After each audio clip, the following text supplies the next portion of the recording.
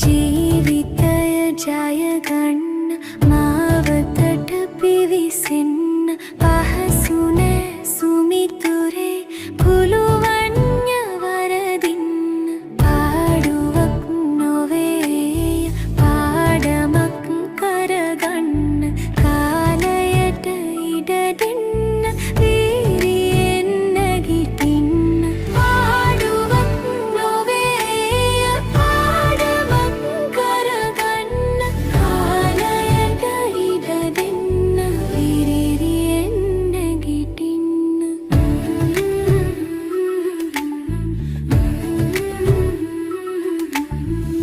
දියුණුවේ නගරයට කෙටි මගක් නොසොයන්න දුර ඇත වූ නමුත් හරි මාවතේ යන්න අද නැතත් හෙට දිනේ නිදහසේ පියවන්න එතෙක් සකී පානුබ අතරමඟ නවතින්න එතෙක් සකී පානුබ අතරමඟ නවතින්න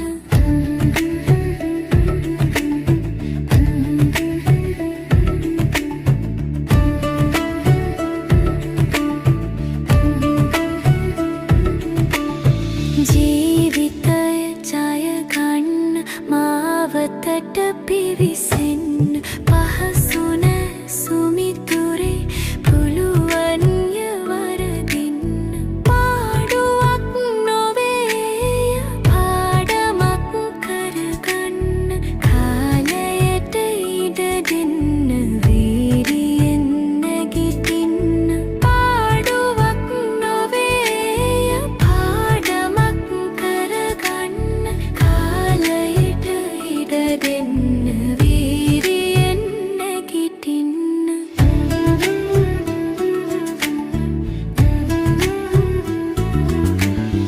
බාධකද සොදුරු මල්සේ හිතට අරගන්න ගල් බොරලු මැද ගලන ගග වගේ ඉවසන්න බාධකද සොදුරු මල්සේ හිතට අරගන්න ගල් බොරලු මැද ගලන ගග වගේ ඉවසන්න දරු නොවේ හිරු වගේ දවසකදී බබලන්න එතෙක් සකී පානුබ අතරමඟ නවතින්න එතෙක් සකී පානුබ අතරමඟ නවතින්න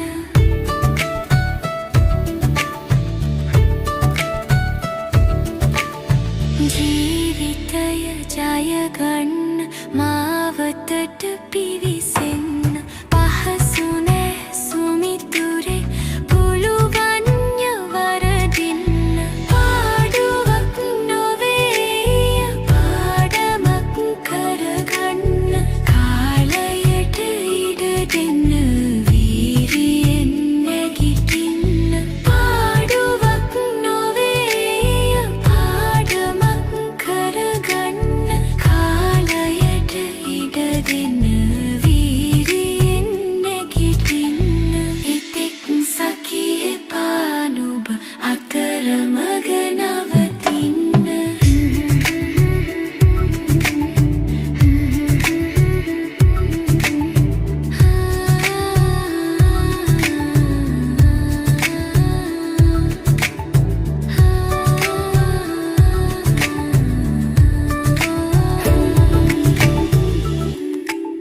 ජීවිතය ජයගන්න මාවතට පිවිසෙන්න පහසු නෑ සුමිතුරේ පුළුවන්ය වරදින්න පාඩුවක් නොවේ පාඩමක් කරගන්න කාලයට ඉඩ දෙන්න වීරියෙන් නැගිටින්න පාඩුවක් නොවේ පාඩමක් කරගන්න කාලයට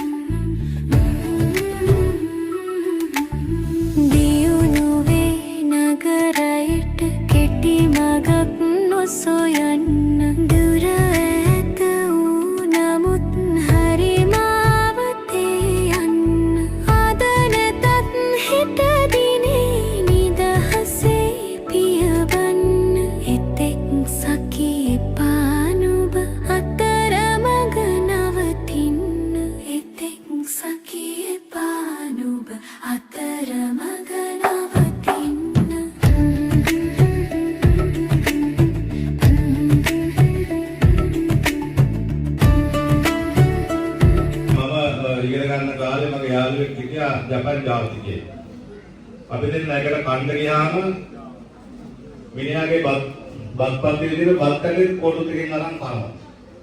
මාළු කූරියාගේ වලිග පැත්තක් දුන්න ඔලුව පැත්තක් දුරට. මං කන මාළු කූරියාගේ මස් හරියට ඉතිරි වෙනවා. ඉතින් මම බලනකොට මහා කුණු බෙරේන ජපරෙත් ගන්නට අරු වෙලා ඉන්නේ. ඔබ ඉන්නකොට මම අපි දෙන්න ඉදින්දත් ගියා මධ්‍යහාසය ආවේ අර මේ රැහෙන්න. යනකොට ඒ ජපල් ළමයා ඔක්කොම ටික ලියාගෙන යන්නේ. කෝච්චියෙන් බැස්සට පස්සේ එයා දන්නවා බස් එකේ යන මෙතනින් බස් එකක් යනවා මේ වෙලාවට. ඒ බස් එකේ අපිට යන්න පුළුවන් හෝටලේ ළඟ. උදේ එනකොට පයින් ඇවිදගෙන යන්න ඕනේ කිලෝමීටරයක්. ඒකට තමයි බස් එක ගන්න පුළුවන්. ඊළඟට අර ඔය මධ්‍ය ආසියාව කියන්නේ ඇෆ්ගනිස්තානයේ කිට්ටුව. හරි පෑවිල්ල කාස්ට් එකයි මේ කාන්තාර. ඒ වතුර බොණ්ඩය කරන්නේ මොකද දන්නවද? රැයට අර උණු වතුර බෝතලයක් දෙනවා ලීමූලියක් ගහපු. ඒ ලීමූලිය මෙහා බුරු කරනවා. ලොකු උණු වතුර බෝතලේ. උදේට අර ප්ලාස්ටික් බෝතලෙට අර වතුර ටික ඔක්කොම දාගන්න. ගමන යනකම් මේ වතුර බෝතලෙන් තමයි බොන්නේ. මම මොකද කරන්නේ හම්බෙන කඩයක් ගානේ පැන්ටා කොකා කෝලා අරගෙන බොනවා සෑහෙන සල්ලි වියදම් කරගෙන. ඉතින් කොහොම මහා අරකින මැස්මෙන් තමයි යා ජීවත් වෙන්නේ. ඉතින් දවසක් මම ඇහුවා මේ සතෝ මගේ යාළුවා ජපන් ළමයාගේ ඔයා හරි මේ අරකින මැස්මෙන් තමයි ජීවත් වෙන්නේ මොකද කියලා. එයා දුන්න උත්තරේ දන්නවද? අපේ දෙමව්පියෝ මට මේ ජීවිතයට ඇවිල්ලා ඉගෙන ගන්න සෑහෙන දුක් මහන්සියලා තමයි සල්ලි වන්නේ. ඔයාට වගේ ශිෂ්‍යත්වයක් මට නැහැ කිව්වා. මම ශිෂ්‍යත්වයේ ගියේ. ඒ නිසා ඒ අම්මා තාත්තා වෙන හැම සතේකටම මම ණයකාරයෙක් වෙනවා. ඒගොල්ලන්ට මම සාධාරණ ඉෂ්ට කරන්න ඕන. මට අයිතියක් නැහැ ඒ සල්ලි නාස්ති කරන්න. අන්න දුන්නු. මම හම්බ කරගත්ත දවසේ ජොබ් එකක් කරලා මම මොන විදිහට විකාර කරනවා. ඒ උපදේශය හරි වටිනවා මේ අපේ ළමයින්ට උගන්වන්න ඕන පොඩි කාලේ ඉඳලා අපි ජීවත් වෙන්නේ අම්මා තාත්තා දුක් වහන්සේලා හම්බ කරන සල්ලි වලින්. කාලයක් බං ගන්න, කඩ චෝරු ගන්න, නාස්ති කරන්න අපිට අයිතියක් නැහැ.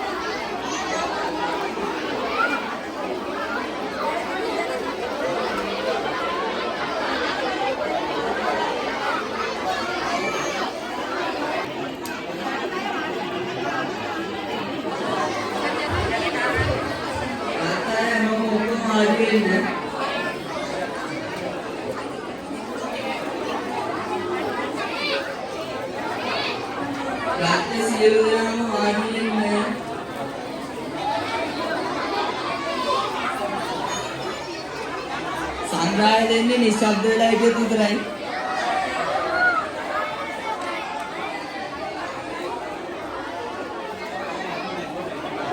ඕවා අවුරුදු ගානකට කලින් ආරම්භ කළේ. මම දන්නේ නැහැ. මුරාක් වයසයි දැන් මේ දහම් පාසලට. ඉතින් මේ දහම් පාසලෙන් ඉගෙනගත්ත ළමයි බොහෝ තැන්වල උසස් තැන්වල ඉන්නවා. විශාල ලොකු තැන්වල ඉන්නවා. ඒ අතර අපේ ගෑන් ලොකුමාන්න ළමයි මහත්මයා තාම දහම් පාසල අමතක කරන්නේ නැතුව දහම් පාසලේ වැඩක් කිව්වාම එනවා. කාලයක් එතුමා අපිට ඇවිල්ලා ඉගෙනුවා හිටන් මේ ළමයි. ඉතින් නරකට කියලා නම් මේ ගාමේ ඉන්නවා. අපි ඒ ගැන මුකුත් කියන්නේ නැහැ. එහෙම හැම වර්ගයේම නිෂ්පාදන මේ දහම් පාසලෙන් වෙලා තියෙනවා. නායකයෝ. ඉතින් ඒකට මේ පළාත සහ පරිසරය හේතු වෙනවා. ඒ නිසා මේ දෙමව්පියන්ගේ වගකීමක් තියෙනවා ඊළඟ පරම්පරාව හොඳට හදා ගන්න ඕනේ. දැන් ওই පාරේ ඇවිදිනකොට ඉන්න කට්ටියම බලලා අසරණ වෙලා ඇටකට සැකිලි වගේ ඇවිදිනවනේ මේ ගමේ වුණ තරම්. ඒගොල්ලෝ දිහා බලලා තමන්ගේ ළමයා හදා ගන්න ඕනේ.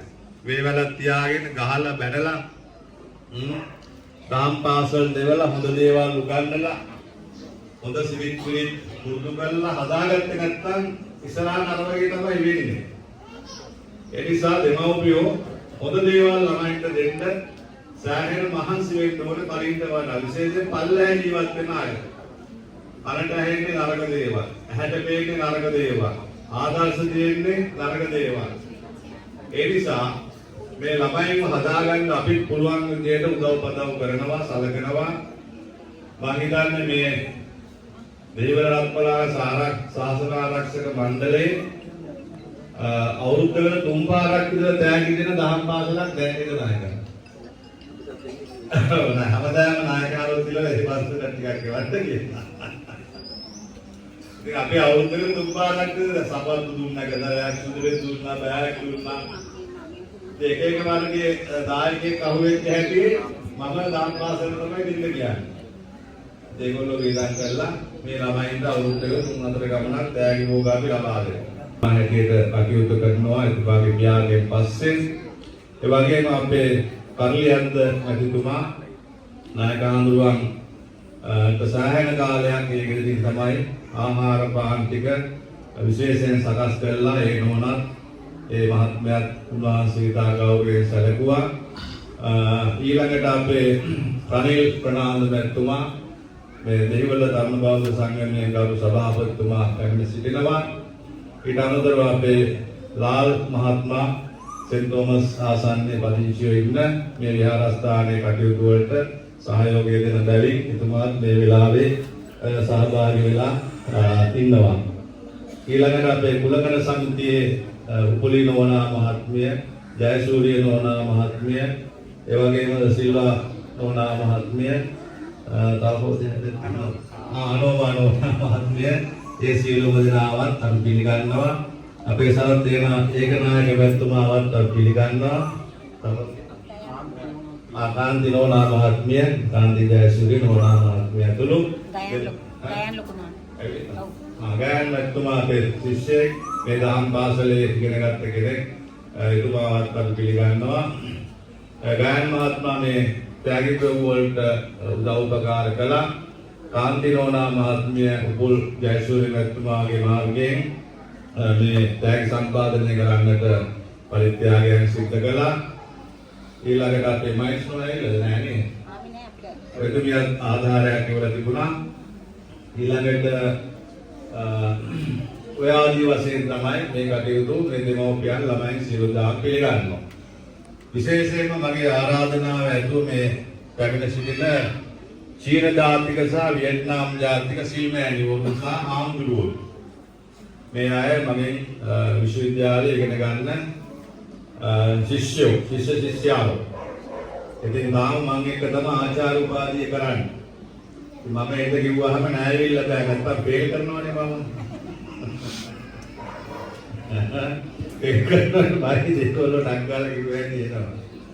පාස වසසෝ නිමන්ස වද වසසේසන් මා. ඔචින් නිම ඉරියාවලයි මා. ඉන්නේ මේවලයි හොයි බුරන් නිමන් තුංගෝ අවශ්‍යක. ඉතින් ඒගොල්ලන්වත් අපි බොහොම සද්ධාවන්තයි පරිත්‍යාගශීලී අය ලංකාවට ඇවිල්ලා ඉංග්‍රීසි මාධ්‍යයෙන් ආචාර්ය MA උපාධිය කරලා MPhil උපාධිය කරලා දැන් ආචාර්ය උපාධි කරන බොහෝ පිරිසක් මෙතන ඉන්නේ. අනුරාධ වහන්සේ අධිසාර ගෞරවයෙන් පිළිගන්නවා. මේ දහම් පාසල් උත්සවයට අපේ සහෝදර බුද්ධයාය ධම්මාලෝක ලොකු හාමුදුරුවන් වහන්සේ වැඩමවන්න තමයි නියමිතව හිටියේ. උන්වහන්සේ ඊයේ සල්ලි කර්මයකට සුළු සල්ලි කර්මයකට භාජනය වෙලා පැමිණීමට අපහසු නිසා මේ වෙලාවේ වැඩම කළේ නැහැ. මේ තෑගි භෝග සංවිධානයේ සකස් කර ගැනීම සඳහා උන්වහන්සේ විශාල මූල්‍ය පරිත්‍යාගයක් කළා. උන්වහන්සේගේ ආශිර්වාදය අනුගැනව මේ සඳහා අපිට ලැබිලා තියෙනවා. මේ වෙලාවේ උන්වහන්සේත් අපි ඉතාම ගෞරවයෙන් සිහිපත් කරනවා. ඒ වගේම අපේ ආරාධනාව පිළි අරගෙන වැඩම කළ මාතික මාතා සිල්මෑණියන් වහන්සේ අපි ඉතාම ගෞරවයෙන් පිළිගන්නවා. එතුමිය ගොඩාක් දැන් වයසක තත්ත්වයේ හිටියත් මම දුරකථනයෙන් මතක් කළාම මම අනිවාර්යයෙන් වෙනවා කියන වචනේ තාම ශබ්ද නගලා කිව්වා මේ වැඩසටහනක. දැන් වැඩසටහන් වලට වැඩි යන්නේ නැහැ වයසත් එක්ක අසනීපත් එක්ක. එතුමිය මේ සියලුම තමන්ගේ දේපල ශාසනයට පූජා කරලා නිදහසේ ඉන්න කෙනෙක්. ඉතින් අපේ නායකවරු ඉන්න කාලේ නායකවරුන්ගේ ජීවක වෙද මහත්තයා වගේ තමයි කටයුතු කළේ. නායකවරුන් අසනීපයක් වුණත් උදාහම ඉස්සෙල්ලාම කතා කරන්නේ මේ මෑණියන්ගේ ඒ කාලේ නම ශ්‍රී දේවී නෝනා කියලා අපි කියන්නේ. ඒ නමටම ගැළපෙන ලස්සන උසමහත රූපයක් තිබුණා. දැන් වයසට ගිහිල්ලා හිටියට ඒ කාලේ එනකොට හරි ප්‍රතාපවත් වේගවන්ත පෙනුමකින් තමයි පන්සලට එන්නේ. නායකවරුන් අසනීප සියල්ලම වියපැහැදම් කරලා දොස්තරලට කෑ ගහලා සම්පාදනය කරන්නේ මේ ශ්‍රී දේවී මෑණියෝ තමයි. පස්සේ සියල්ල අතහැරලා පැවිදි වෙලා බලවත් දෙවියන් ගෙවල් දොරවල් පවා ශාසනයට පූජා කරලා දැන් බොහොම නිදහසේ ඉන්න කෙනෙක්. බොහොම සත්‍තාවන්තයි. වික්ෂුන් වහන්සේලාට බොහොම ගෞරවයි. ඉතින් අපේ ආරාධනාව පිළි අරගෙන නායක හඳුන්වන්න කරන ගෞරවයක් ඇටියට වැඩම කරවීම අපි තාම අගේ කොට සලකනවා. දෙහිවල ගල්කිස්ස ප්‍රාදේශීය ශාසන ආරක්ෂක බල මණ්ඩලයේ ලේකකාධිකාරී නායක හඳුන්වන්න වහන්සේ අපේ වලේ පන්සලේ නැත්නම් ධර්මේන්ද්‍ර ආමාධිපති බම්බලපන සුගතානන්ද නායක හඳුන්වන්න වහන්සේ තාම නමස්කාර පූර්වක අපි පිළිගන්නවා. උන්වහන්සේට සුළු මතක් කිරීමක් විතරයි අපි සිද්ධ කළේ. තවත් මේ අත්තිරිය පළාතේ මේ වගේ උත්සවයකට සහභාගී වෙලා එයින් නැගිටලා තමයි අපේ මේ දහම් පාසල් උත්සවයට පැමිණියේ. අපි තාම අගය කරනවා. උන්වහන්සේගේ පැමිණීම අපට විශාල ගෞරවයක්. ඊළඟට අපේ නාවල විමල විහාරාධිපති අමරපුර පාර්ශවයේ මහා ලේකකාධිකාරී ශාස්ත්‍රපති පඬිත බැරගම විමලධම්ම නායක හාමුදුරුවෝ වැඩම කළා. අපේ හිතවත් කල්යාණ මිත්‍ර හාමුදුරුවන් වහන්සේ නමක්. උන්වහන්සේගේ පැමිණීම විශාල ආශිර්වාදයක් ශක්තියක් අපි ඉතා ගෞරවයෙන් පිළිගන්නවා. ඒ වගේම අපේ අම්බලන්තොට ධම්මික හාමුදුරුවන් වහන්සේ මේ විහාරස්ථානයේ කෙරෙන පුදුමා සියලුම කටයුතු වලට සහභාගී වෙලා සහයෝගය දෙන පඬිත හාමුදුරුවන් වහන්සේ ඉතාම ගෞරවයෙන් පිළිගන්නවා. ඊළඟට අපේ කම්මට්ටහනාචාර්ය මෛත්‍රී හාමුදුරුවන් වහන්සේ මේ ගමේ හැමෝම දන්නවා භාවනාව උගන්වන ස්වාමීන් වහන්සේ. උන්වහන්සේ ඒ වගේ අපේ නාගිත හාමුදුරුවෝ දහම් පාසලේ ආචාර්යවරයා හැටියට දැන් මම දීලා තියෙන උපප්‍රධානාචාර්යකමත් බාර දීලා තියෙන්නේ. උන්වහන්සේ ඉතාම ඕනෑකමින් අපි පිළිගන්නවා. කුඤ්ඤේන මේතේන ලබාමි උපම්මිලායාති යතහායි ධම්මේ ආයෝ තථායාති.